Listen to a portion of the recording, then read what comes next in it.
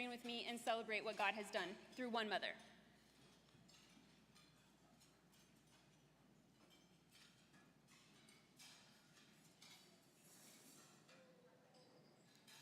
She also speaks.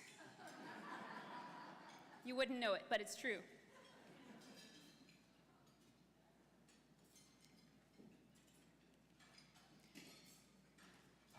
I can tell you her story, but it's cuter when she does it.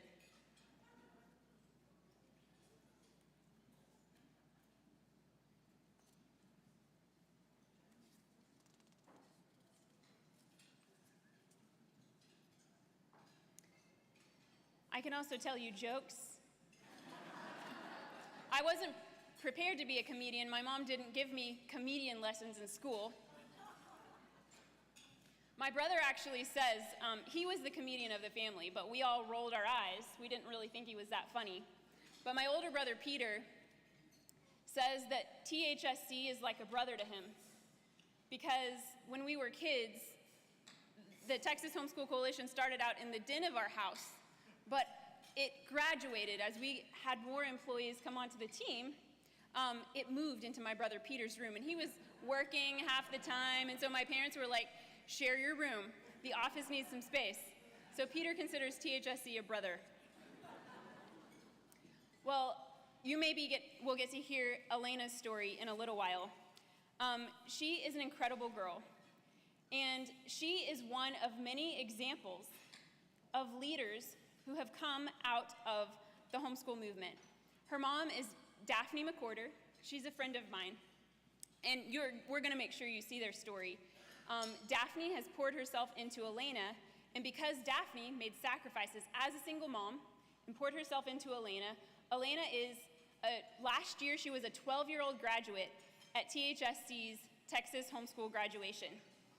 And you're going to find out in this video, that's right, Elena is NASA's youngest ever intern.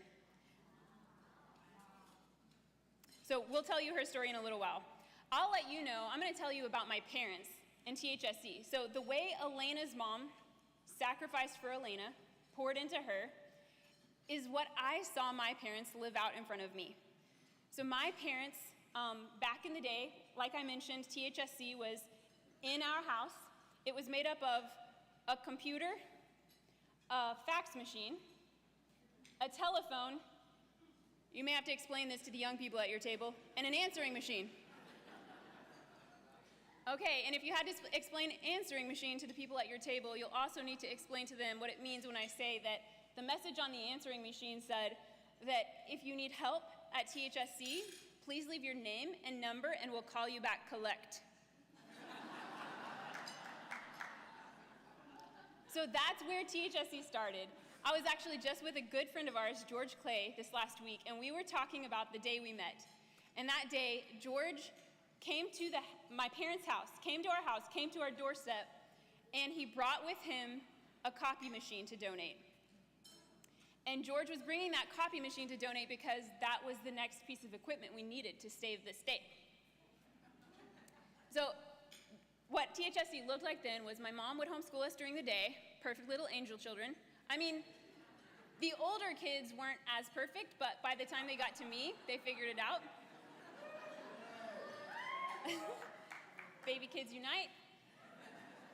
So my mom would homeschool me during the day, and Dad would go to work. And then between the two of them, they would run the Texas Homeschool Coalition on the side. In those days, they did not let us go outside during school hours because, Zan Tyler can tell you, parents were being prosecuted and even taken to jail for homeschooling. We weren't allowed to play outside. Think about that. Like today, those of us who are in the homeschool community today, we don't even think that just as recently as 1993, homeschooling was not considered legal by the state of Texas. People were being prosecuted. It was serious.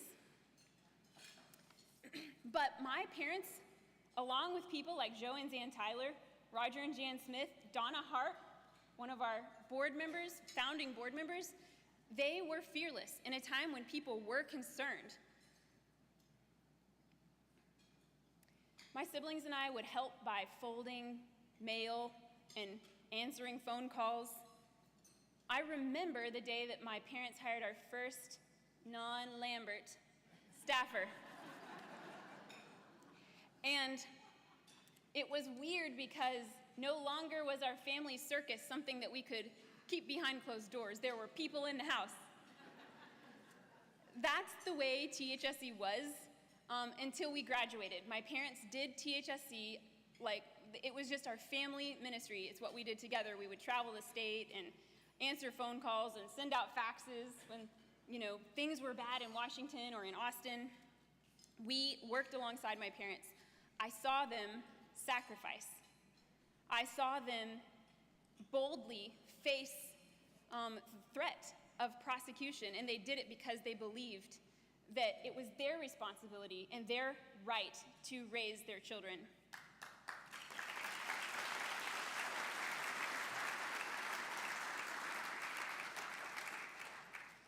It's because of my parents that I stand here today to serve the homeschool community of Texas.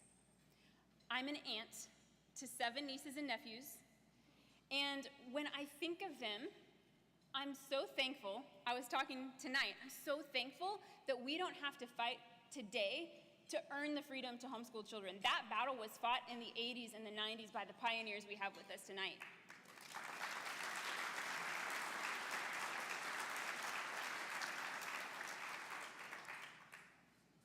But I know by experience that the ability for parents to make educational decisions and medical decisions and any kind of decisions to raise their children, these kind of freedoms are not guaranteed. These are freedoms that have to be fought for. I understand that you're going to get to hear the Elena story, so I'm going to stop myself and give you the opportunity to hear straight from Elena before I wrap up this beautiful speech. Go ahead, guys. I'm Elena Auto-Lay McWhorter. I'm 13 years old. I am the youngest to intern for NASA and the youngest African American to be accepted into my school. This really started when I was 3 because I loved science a lot. I loved the stars and I liked NASA, and my mom would take me to NASA centers every summer. All of those opportunities really fueled my passion for STEM. STEM stands for science, technology, engineering, and math. Without my mom, I wouldn't be where I am today. I love homeschooling. I love the flexibility of my kids being able to learn at their own pace and in an environment where they feel safe, where they feel comfortable. I've taken her around the world to see different cultures, learn new things, learn new languages. She's learning Spanish and Arabic with 20-something kids in a class. You can't teach every kid according to how they learn. And for me, it was knowing what is her learning style and what is her love language. And those two things is how we've created this amazing journey of homeschooling. It's possible to homeschool as a single parent. Was it easy? No, it wasn't. You just have to find what works for you and the resources that work for you.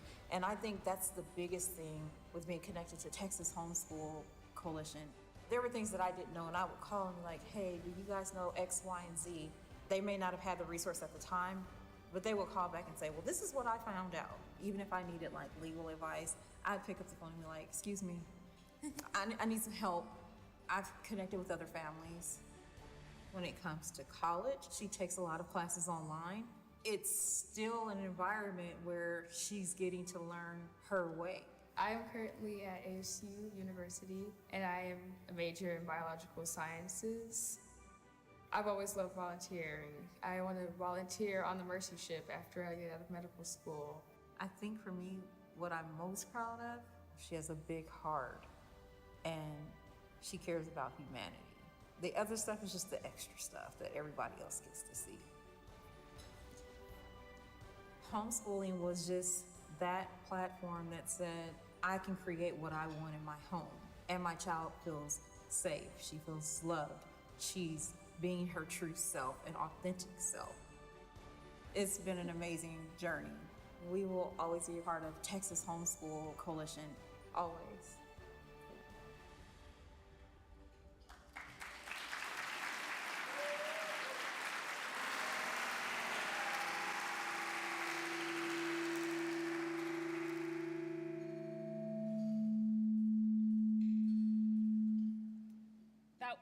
was not me singing.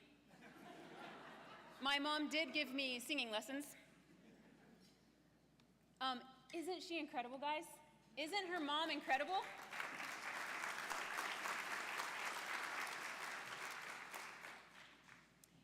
I think we all have that feeling of concern. When I think about my nieces and nephews, when you think about your grandchildren or your children, we all have that feeling of concern with the question in our mind, what kind of world are they growing up into? But the pioneers of the homeschool movement faced those concerns.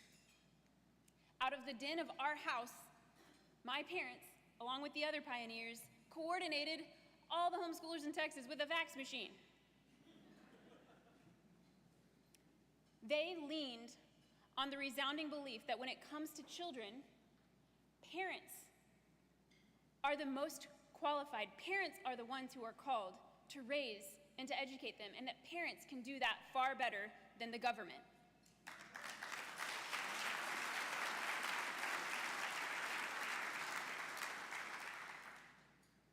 Many, many things have permanently changed since COVID and all the repercussions that we've seen from that. But I see one amazing silver lining, and that is an opportunity. God has opened the eyes of parents across